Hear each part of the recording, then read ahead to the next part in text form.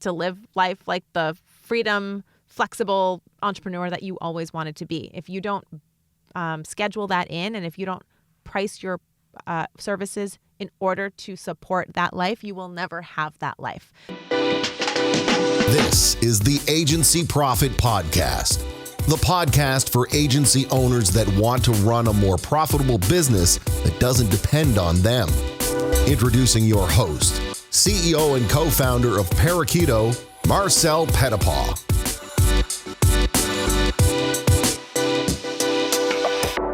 Hello, everyone, and welcome back to the Agency Profit Podcast. I'm very excited today to welcome to the show the founder, partner, brand strategist at Worstofall Design, where they build entire brands in 1 to 3 day intensive. Also the founder of No BS Agency Mastery, where she helps small branding agencies increase their profits and freedom without hiring employees. A TEDx speaker, been featured in Forbes, and also podcast host at No BS Agency Podcast. So check that out if you're listening to the podcast. And the author of Badass Your Brand, So Much Authority, Pia Silva. Welcome to the show. Thanks for being here. Thank you so much, Marcel. Great to be here. It's exciting to have you on. I don't invite a lot of people onto the show, but you started showing up in my newsfeed on social. I started following you. I started consuming some of your content, and I thought, I really like the way this person thinks, and I would love to do an episode, and you were kind enough to make some time for me. I've given everyone a little bit of context. How about you share in your own words what you do and who you serve? With which part? So our company, Worstofall Design, we work with 1 to 3 person service businesses. And as you said, we build entire brands in 1 to 3 day intensives. I also, because that model has been so profitable and lovely for me and my lifestyle, I decided to start teaching 1 to 2 person branding agencies exactly how we do it. And I don't really think that anyone operating a small business like that should operate any other way. Well, I'm really interested to dig in because there's a lot of things about your model that I like. And there's also a big idea here, which is that you can achieve a lot of the goals that you've set out to achieve in starting an agency without having to be really, really big, assuming that your intentions line up. And so all those things I'm excited to dig into. But I think the backstory and the context is important here. How did you get into this space, and what drove you to trying to build a brand in 1 to 3 days, an idea that to some people probably sounds a little bit outlandish? How did you land on this intensive concept? Yeah, it was an organic process. We definitely started the way everyone else does.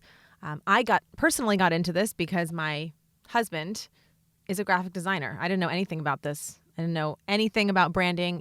We were doing freelance graphic design. That's how we started in 2011. So looking for clients, we did all the things agencies do. We tried to get bigger clients. We hired employees. We got an office. We tried to get bigger projects to pay for all of this overhead. Through that process, we ended up branding ourselves and learning about branding just because you need to stand out and you need to differentiate yourself in order to get clients. So all of this was very organic and because we needed to do it. All of that landed us in debt and a really hard spot in 2014, about 3 years into our business. And because we weren't just in debt, we were like kind of maxed out on our credit cards. We had no cash in the bank. So those are the moments where you have to make a pivot because you literally can't pay your employees or your bills. So we got rid of our employees. And that was when we started to look at our business more critically and look at what our goals really were. And the only reason we hired the employees and were trying to go after the bigger clients was because we wanted flexibility and freedom in our lives. That's all we wanted. And there were these light bulb moments around then where we realized we could have that without going the big agency route. And without going into too much detail, about a year prior, my business coach had said to me when I was trying to find these bigger projects, trying to close $30,000 projects, and I was talking to a lot of people who wanted to work with us but didn't have very big budgets. He said to me, what could you sell them? How much money do they have? And I said, they have $3,000. I mean, that's nothing close to $30,000. And he said, okay, fine, but what could you sell them for $3,000? And I said, I could sell them a day of my time. That's what I could do. Steve and we could do a lot of stuff in a day. If they would be willing to just take it, then we could do that. And so it became this little offering I had off to the side that I wasn't telling people about unless they were a perfect fit. Well, fast forward a year later, we're in debt. We don't know what to do. And I look at this thing and I'm like, man, that thing is really profitable. Like, if I just did 3-day, these 3-day, $3,000 projects, I could make a lot of money really quickly. And that was probably the big light bulb moment. We love these. We make a lot of money in a short amount of time.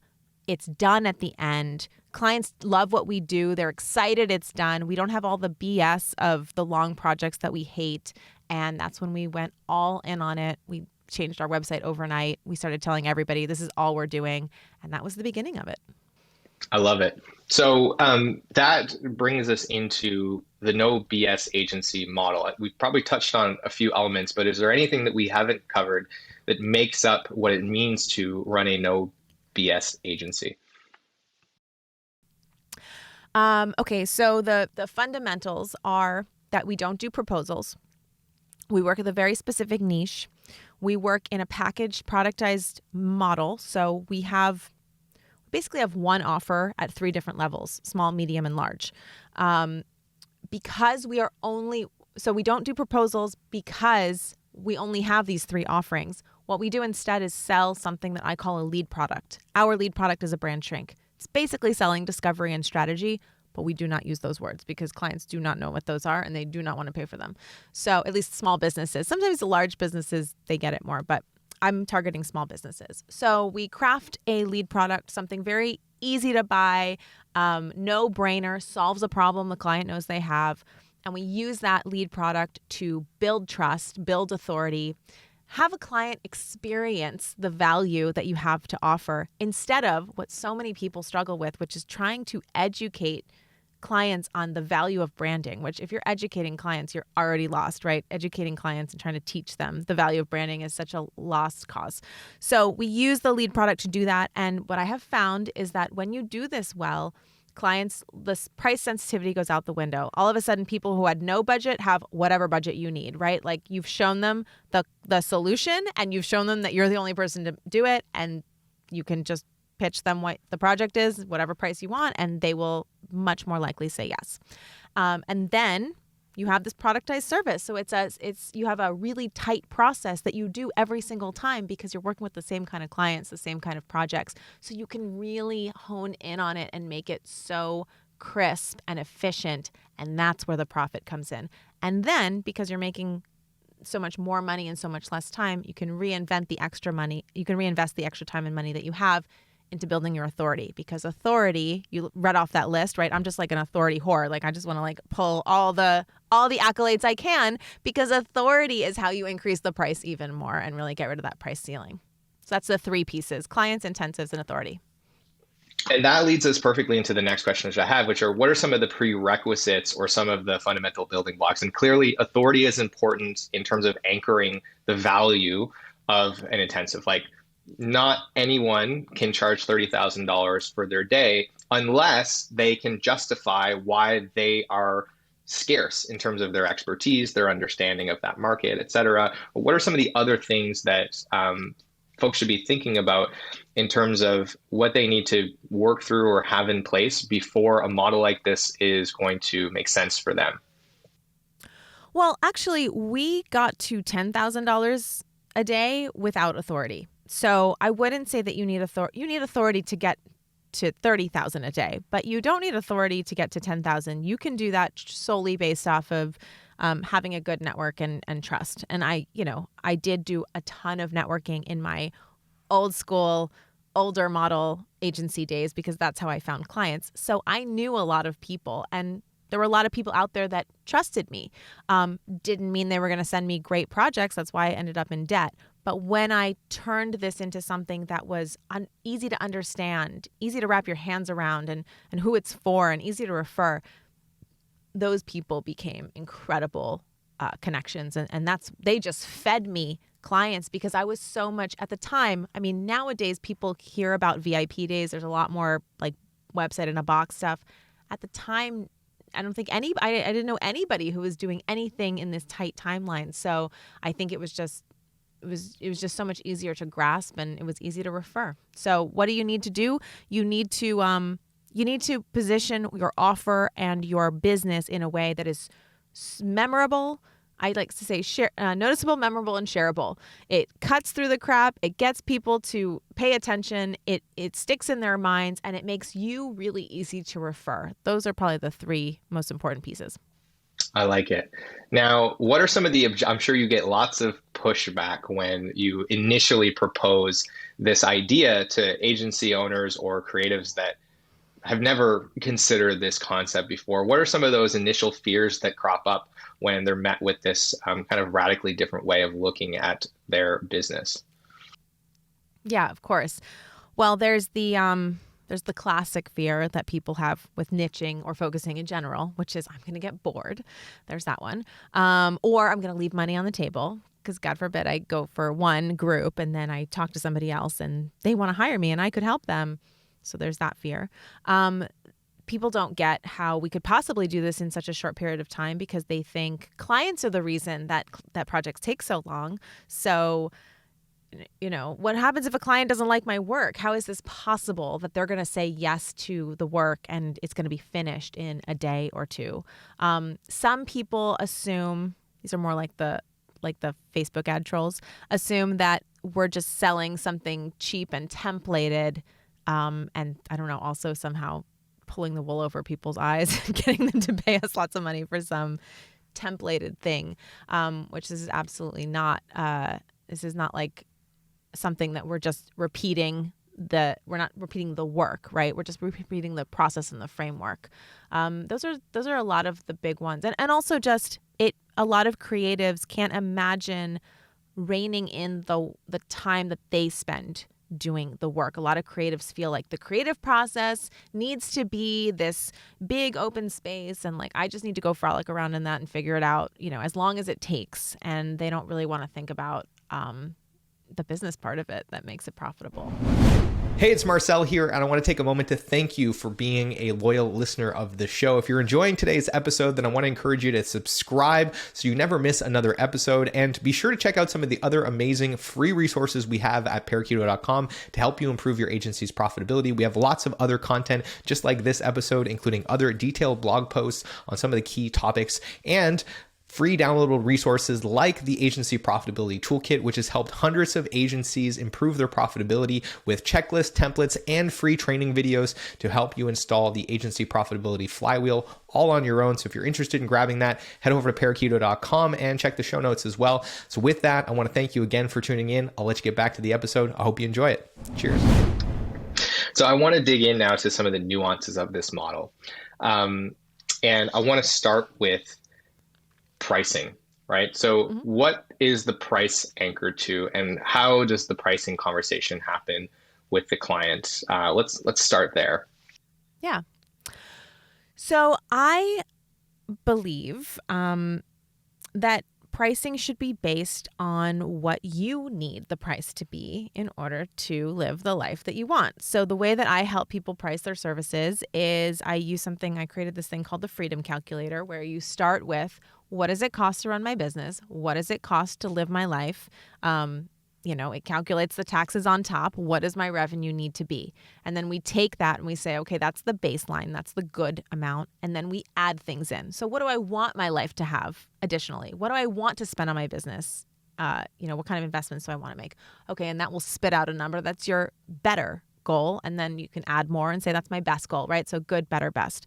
And we use this tool to then backwards into our price points. And I decided at that time when I said, how much do I need to make, right, to have 2 weeks off, that you need to make all of your revenue from working with clients less than 50% of your time. So I call it the 50-25-25 rule to profit and freedom. If you are a small service business, 50% of your time or less should be with clients generating income so that you have another 50% of your time to split between working on your business and marketing and sales and all that stuff. And then 25% of your time to live life like the freedom, flexible entrepreneur that you always wanted to be. If you don't schedule that in, and if you don't price your services in order to support that life, you will never have that life. So that's how I teach people how to price their services. Okay, that brings me to my next thing. So, pricing in terms of from the creative's perspective, from the agency owner's perspective, is being reverse Mm-hmm. engineered from a lifestyle, which I think makes a lot of sense. And then it Mm-hmm. framed with the client, it's tied to the outcome, right? So you want the amazing, perfect brand. That's what we're going to deliver to you, and that's what we're anchoring the cost to. So I would imagine that at this juncture, you start getting people saying, well, what if I can't finish it in 1 day or 2 days or 3 days? What if the client wants to do a million revisions? What are some of the nuances of the execution that allow you to de-risk that model and not have it turn into, devolve into like what we typically see other agencies devolve into, which is revision cycle after revision cycle and scope creep and all those other things? Absolutely. So our process has evolved significantly over the last 7 years, right? When we started, it really was akin to a VIP day. Then as we looked for ways to increase the value, and then we would increase the scope of the project and the deliverables. That's how we ended up with these 2-day intensives. And then we started doing some pre-work.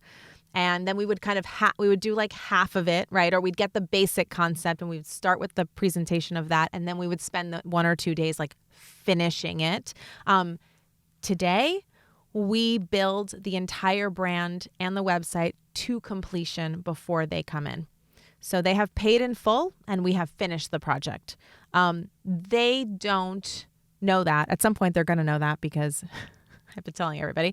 But they don't know that in the sense that I don't want them to come in and feel like, okay, here it is. Like, do you like it or not? Right. So, but we do finish it to completion. And then we take them through a process over that 1 or 2 days where we basically onboard them to the brand. And that means at the very beginning, we take them through something called Magic Hour, which is a very deliberate presentation process that walks the client, basically brings them to the water to drink. So that by the time they see the brand, it's the only brand that it could be, basically. And then after that, we kind of drip out the rest of it and get their approval and make little tweaks as needed.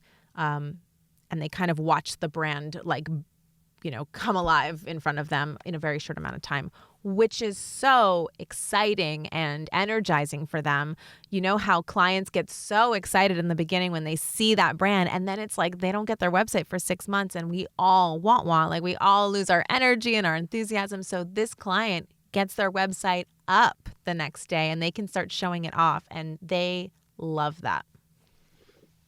Yeah, I mean, it sounds like a magical couple of days, intense, but really exciting. And it must be cool to watch the client light up over and over and over again as they get one step closer to expressing who they are and all the things that a great brand can do for you in a business when it's well done and it feels like it's connected to who you are. And anyway, we won't go down that rabbit hole because I'm sure that's a big one. But that's really interesting. So that has evolved. And this is, I think, an interesting thing that I want to take a moment to pause on. If any of you listening have listened to the episode on my pricing quadrant, or you've watched that video, you understand that you can mature service offerings. And that sounds like is what happened here. It started with, there was some risk. And so you were selling the time, but you still were able to use value anchoring to drive the price of that time up and abstract it away from hours. So I would imagine that the conversation early on was not like, oh, we're going to charge you, whatever 10 grand for 8 hours is, like $1,000 an hour to build your brand. We're going to, spend some time making sure that, you get all these outcomes and deliverables. So we're having a value conversation on the price, but then the scope is tied to time. So you're de-risking it from that perspective. And as the process matured and you learned how to make sure that it was compartmentalized in a reasonable amount of time, you moved over to the value, like full on value-based pricing side, and really started arbitraging value and tying the scope now to deliverables instead. But that only happened once the service offering matured to a point where you had the confidence to be able to do that without taking on an inordinate amount of risk. And so the thing I want to just call out here is like, you don't have to land on the ultimate pricing model today. Understand that risk can be decreased over time as you mature your process and you mature your service offering. So you can go from a model that requires you to share more risk with the client and eventually start to arbitrage more value as you tie the scope to more nebulous things like outcomes. Yeah. I mean, that's a totally different way of explaining it that I never heard. You're right. But brilliant. Yeah, it is an evolving process, and anybody who wants to do this has to understand that even when you learn my process, you're still going to go through a process of building your own, not just the systems in place and how you do things, but also your own confidence in those systems, which really it's hand in hand. Like I could just give you the exact systems, but if you don't have the confidence to deliver it, it's actually not going to be helpful at all. So that we work just as much on that delivery confidence as we do on the systems and the model itself. I think it's a great lesson because there's probably a lot of people that still believe that in order to make more profit, you have to grow your headcount. And I think a lot of people that we talk to, they come and find us when their headcount is 20, 30, 40, 50. And they go, yeah, we're adding people, but the bottom line's not getting any bigger. In fact, sometimes it's even getting smaller. Why is that? And of course, there's very obvious reasons. I mean, to me, it's obvious to me because this is all I think about all day long. It's almost like a curse, but it's not actually simple to figure out for most people. There's economics that are at play, but the complexity of trying to fix and change those things at a large scale is immense. It's a lot of work. It requires a lot of data. It requires a lot of smart people. And if you want to make, I can tell you from auditing hundreds of agencies, if you want to make a couple $100,000 a year in profit, this is the much easier path to get there. Because I talk to people that are doing big, 7-8 figure revenue numbers that aren't taking that amount of money home. In fact, they could probably make more money going to market, working for a brand, than all the risk and time and sacrifice that's going into their agency. And it's sad. It's the reason I do what I do, but it makes a very compelling case for if you really step back and say, I just want to be comfortable and, buy a trailer in the Maldives and send my kids to school and retire at 40, then this is probably a faster path. And this doesn't benefit me at all. I don't make money unless you're big enough to work with us, but I don't care. I just want to see people win. And I think if you're interested in reevaluating this, then you should go consume some of the content that Pia is creating and go deeper into this model. So with that said, where can people go to learn more about you and follow the content that you're creating and putting out into the world?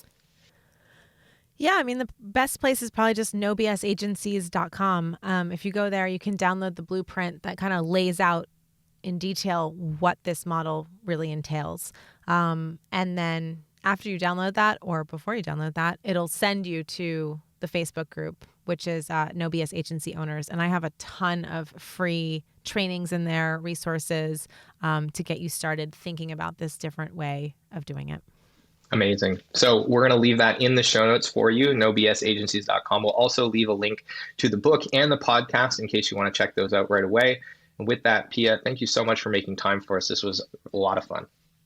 Thank you so much, Marcel. Well, that's all for today's episode, but it doesn't have to be the end of your learning journey. Make sure you subscribe to our show so you never miss another episode. And if you want to get access to more great resources, be sure to check out parakeeto.com, where we've got tons of other free resources, including the Agency Profitability Toolkit, which is loaded with templates, checklists, and training videos to help you improve your agency's profitability fast. And of course, if you like the show, it would really help us out if you could leave us a review and share this with someone else who you think might get value, so you can help us serve more people. So with that, thanks again for tuning in, and I'll see you on the next episode.